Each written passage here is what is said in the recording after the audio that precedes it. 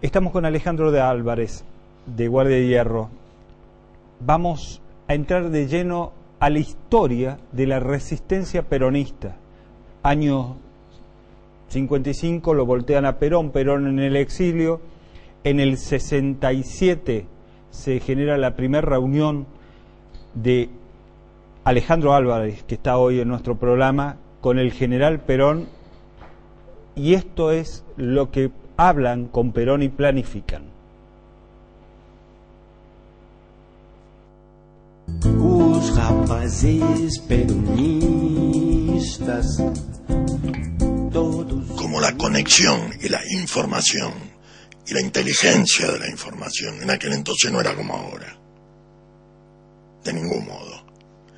En algunos círculos bien informados generalmente se sabía bien cómo era, pero fuera de ahí el pueblo veía que eran unos sinvergüenzas estos tipos, era de siempre, ¿no es cierto? Crecía la bronca por un lado, porque por otro lado ellos destilaban odio. Sale el 41-61, por ejemplo, el decreto.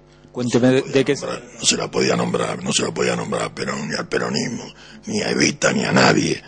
Y es que lo nombraba Iván Cana, había pena de cárcel. Llegado el mes de noviembre de 1955, el sector más liberal y antiperonista del ejército desplaza a Eduardo Lonardi de la presidencia y designa en su lugar al general Pedro Eugenio Aramburu. Inmediatamente el nuevo gobierno inicia una política de persecución y proscripción del partido peronista que da a conocer como proceso de desperonización de la sociedad.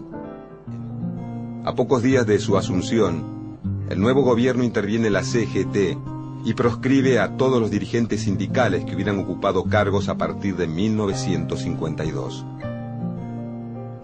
Al mismo tiempo, modifica el régimen de elecciones internas de los principales gremios, favoreciendo el control de los sindicatos por la dirigencia no peronista.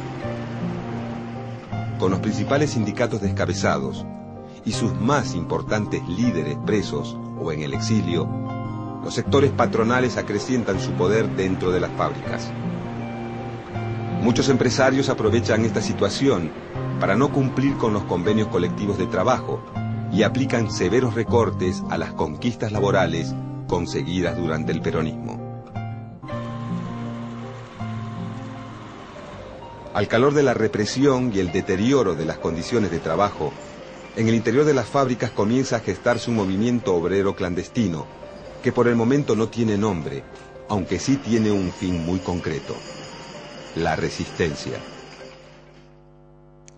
Qué bárbaro, ¿a qué extremo se había llegado, no? Prohibir un apellido. Pero después Videla y compañía llegaron más lejos. Sí, por supuesto. En comparación con lo que vino después, estos eran unos angelitos. Pero es interesante saber cómo fue la reacción de nuestro pueblo. Veo que la reacción fue que ustedes jóvenes decidieron ir a Puerta de Hierro a verlo al general. Pero pasó un tiempo. Mientras tanto, ¿cómo era esto?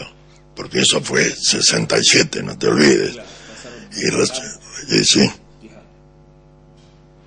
un poco más de 10 años. 12. Y estos 12 años hubo que comérsela mil.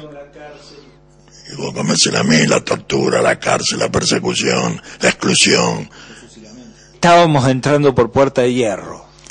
¿Cómo fue ese encuentro con Perón? Nosotros pedimos a la conducción local el permiso para ir a hablar con Perón. En aquel entonces era Bernardo Alberte. Acababa de hacerse el Congreso de Juventud Peronista en Montevideo, donde habíamos ido en cana todos. En 2 o 3 ómnibus nos cargaron, nos metieron allá, en Uruguay. No, en Uruguay, Montevideo, claro. Después de eso, un tiempo que salió el tema de, bueno, vamos a verlo a Perón. Pero ya estábamos en el montaje militar de esto. La idea era esa. Nosotros éramos en ese entonces. La lucha armada de la resistencia. Claro. Era el tránsito. En realidad no hay ningún tránsito, era natural. La cosa desde la resistencia a esto era natural. Era una cosa que se iba armando casi sola en un sentido, digo, ¿no? De acá y de acá. Pero había que verlo a Perón. Bueno, fuimos nosotros. Y pero nos recibió bien, pues vamos con una carta de Alberte, de la conducción local. Comando superior. Al comando superior, del comando local. Nos recibió bien, hablamos por teléfono, todo bien. Y llevábamos la idea, ¿no es cierto? Empezamos a discutir la idea, a conversarla, qué sé yo. Con Perón. Con Perón, lógico. ¿Cómo lo vio a Perón en ese momento? ¿Cómo lo vio a Perón en ese momento? ¿Cómo vivía? ¿Cómo lo vio usted a Perón en ese Bien, momento? lo vi, porque además estaba piola, bien. ¿Por qué? Porque no iba nadie a Madrid. En ese entonces, nadie.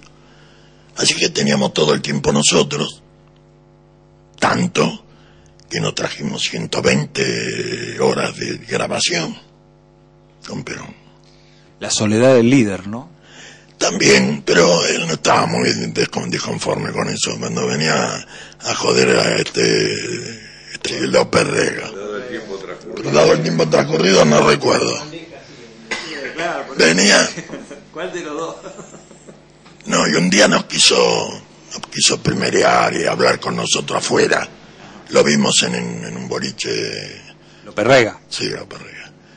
Lo vimos en un boliche en la Gran Vía, en el Iberia.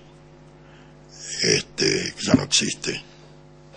Y dijo, no, pues muchacho, yo dije, mira, no te metas más con nosotros, pues nosotros no tenemos nada que ver con vos. ¿Cómo el general? ¿Cómo el general Perón, un hombre brillante, dejó que López Rega esté ahí? ¿Por qué no? ¿Usted tiene alguna explicación? Obvio. ¿Cuál? Que está muy bien lo que hizo. Escúchame. ¿Vos sabés quién es? Nosotros sabés cómo lo llamábamos. ¿Cómo? Eusebio. ¿No sabés quién fue Eusebio? A López Rega. ¿No sabés quién fue? El negro enano que tenía rosas para divertirse y hacerlo cabalgar al embajador inglés. Usted es mi líder. Y si me señaló algo, lo hizo con razón. Pero no tengo por qué soportar las burlas de su amigo. Bueno. Pare, lávese la cara y baje.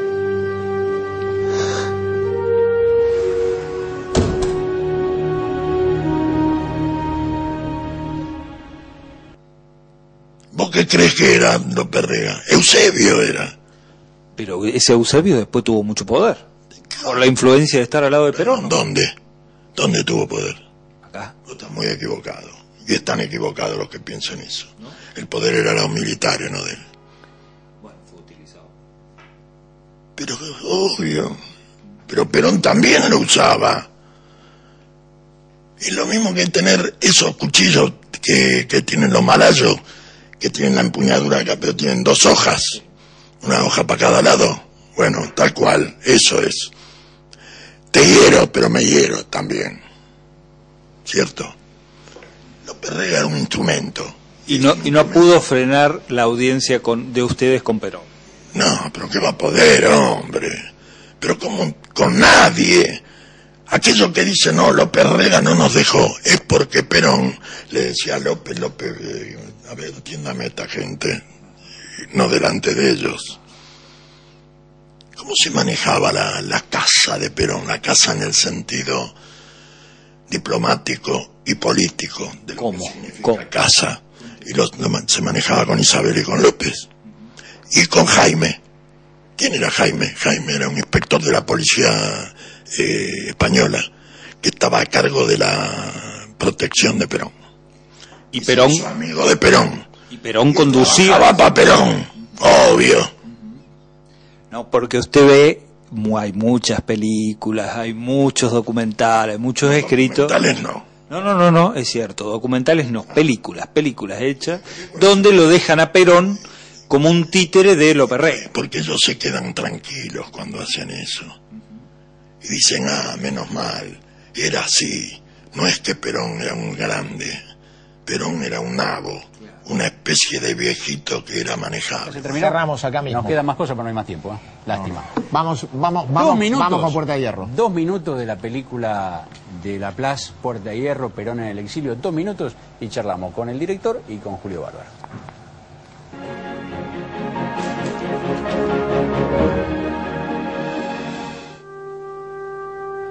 Juan.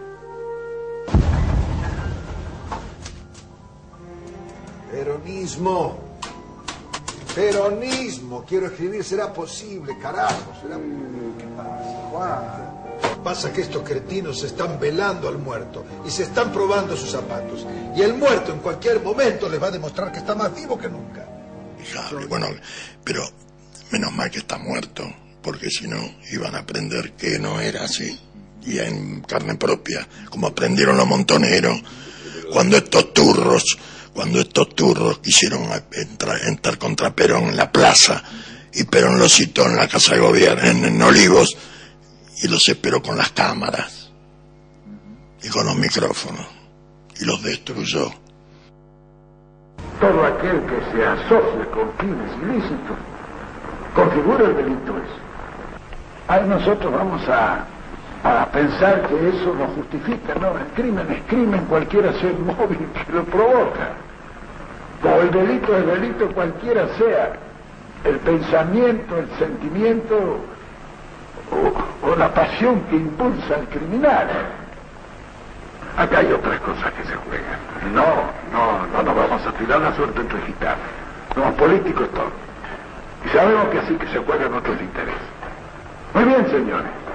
El que esté con esos intereses se saca la camiseta peronista y se va. Nosotros, por perder un voto, no vamos a ponernos tristes. Pero aquí debe haber una disciplina. Si se pierde esa disciplina, estamos perdidos todos. Y algunos dicen y cuentan la historia de que fue influenciado por el mismo López Rega. Claro, porque ellos no, nada que ver. López Rega, ellos le pagaban a López Rega los montos, hacían los asaltos, iban, le daban la guita a López Rega. ¿Cómo te crees que era? Te digo porque yo lo he visto que delante mío lo han hecho. Por eso estoy acá, para saber cómo es. Bueno, así era. Os rapazes peronistas. Wow, cuando TN y Clarín y el principal programa político de TN, uno de los principales, me olvidé de mi amigo La Nata, ¿no? Con perdón, Jorgito, otro de los programas políticos importantes de TN, promociona a una película de esta forma como la vimos, que un grupo hegemónico promocione esa película, más allá que haya sido auspiciada hasta por gobiernos como el de Formosa, que también auspició. Uno le da a sospechar, ¿no? Porque ¿es ese el Perón, el de la película Puerta de Hierro? ¿Es así, era así Perón? Bueno, es para dudar. Si Clarín te promociona, es para dudar.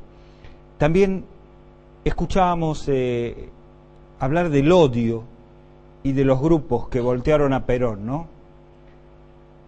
Odio y grupos hegemónicos volteando a un gobierno popular como el de Perón, de grande conquista. El primer peronismo, si hubo gobierno revolucionario en la Argentina, fue el de Perón, el primer peronismo. La Constitución del 49. Ahora, qué similar, ¿no? Braden o Perón, odio, grupos hegemónicos. Hoy la presidenta descabezó a la cúpula militar, porque ¿saben qué? Hay ruidos de la embajada norteamericana, hay grupos de la CIA operando en todo el continente que vienen por los gobiernos nacionales y populares, que vienen por el gobierno de Correa, de Brasil, de Vilma, lo intentan acá, detrás de todas estas movidas espontáneas y sin liderazgo, detrás de los discursos de la política sin político, de que la política es una porquería, de que todo lo político, nuevamente poniéndose en marcha eso, detrás de todo eso están los mismos que voltearon a Perón y que generaron ese odio, esa proscripción del peronismo en aquellos años. Son los mismos actores, los mismos actores.